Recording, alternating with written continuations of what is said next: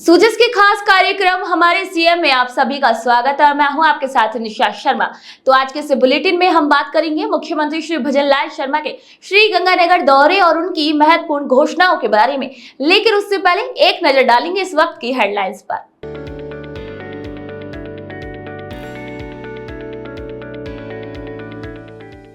मुख्यमंत्री श्री भजनलाल शर्मा ने किया श्रीगंगानगर का दौरा, किसान और आमजन के साथ किया संवाद। नई धान मंडी में सरसों की एमएसपी पर खरीद का सीएम श्री भजनलाल शर्मा ने किया शुभारंभ। श्रीगंगानगर में मिनी सचिवालय के निर्माण के लिए भजनलाल सरकार ने जारी की 40 करोड़ रुपए की स्वीकृति। मुख्यमंत्री श्री भजनलाल शर्मा ने श्रीगंगानगर के शिवपुरी हेड का किया निरीक्षण, कृषि यंत्रों की देखी प्रदर्शनी। चलिए अब खबरों पर बात करते हैं विस्तार से। मुख्यमंत्री श्री भजनलाल शर्मा हनुमानगढ़ और श्रीगंगानगर की अपनी 2 दिवसीय यात्रा के दूसरे दिन बुधवार को श्रीगंगानगर में पहुंचे। यहां सुबह के समय उन्होंने जन सुनवाई कर शिक्षा, स्वास्थ्य, ऊर्जा और ग्रामीण विकास विभाग समेत विभिन्न विभागों से संबंधित समस्याओं को सुना और कई परिवेदनाओं का मौके पर ही निस्तारण कर दिया। इसके साथ ही मुख्यमंत्री जी ने लोगों की समस्याओं के समाधान के लिए अधिकारियों को भी उचित दिशा निर्देश जारी किए।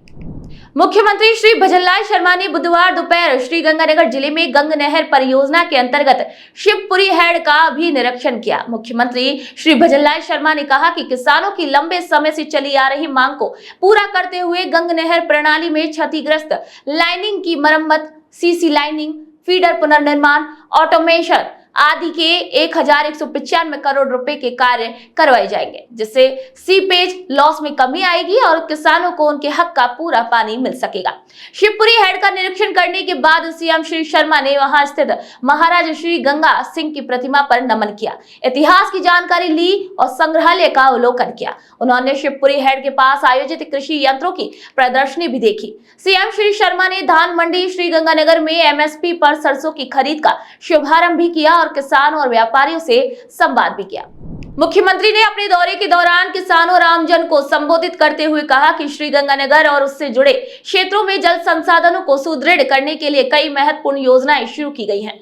फिरोजपुर फीडर के अंतर्गत 200 करोड़ रुपए की लागत के कार्य, कवर से लिफ्ट, नहर क्षेत्र में क्षतिग्रस्त खालों के जीर्णोद्वार का कार्य, भाखड़ा और गंग नहर परियोजना के अंतर्गत शेष रहे खालों का निर्माण, 200 करोड़ रुपए की लागत से रायसिंह नगर, अनूपगढ़, घड़साना, रावला और श्री विजयनगर के 44,000 हेक्टेयर सिंचित क्षेत्र में पक्के खालों का पुनर्निर्माण जैसे कार्यों से स्थानीय किसानों को अब लाभ मिलेगा। उन्होंने कहा कि हमारी सरकार ने श्रीगंगानगर में मिनी सचिवालय की मांग को पूरा करते हुए 40 करोड़ रुपए की स्वीकृति भी जारी कर दी है। 5 साल पहले जो सरकार थी उन्होंने आपसे खूब वायदे किए और मैं आपसे इसलिए कहना चाहता हूं, आप उनके गंगानगर हनुमानगढ़ के वायदों को देख लीजिए। उन्होंने कितने वायदे पूरे किए हैं। हमने वायदे नहीं किए, हम काम करके दिखा रहे हैं। हमारा जो किसान, हमारा मजदूर, हमारा गांव का व्यक्ति जो कहता है उस काम को हम करते हैं।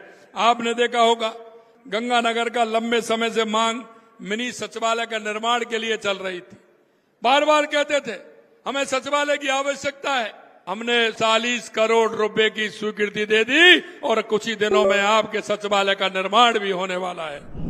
सीएम श्री भजनलाल शर्मा ने कहा कि हमारी सरकार बनते ही हमने प्रदेश में पानी की समस्या को हल करने के लिए अनेक ऐतिहासिक कदम उठाए हैं। हमने पहले ही महीने में लंबे समय से अटकी ईआरसीपी को लेकर महत्वपूर्ण समझौते किए हैं। इस परियोजना का काम अब धरातल पर भी तेजी से हो रहा है।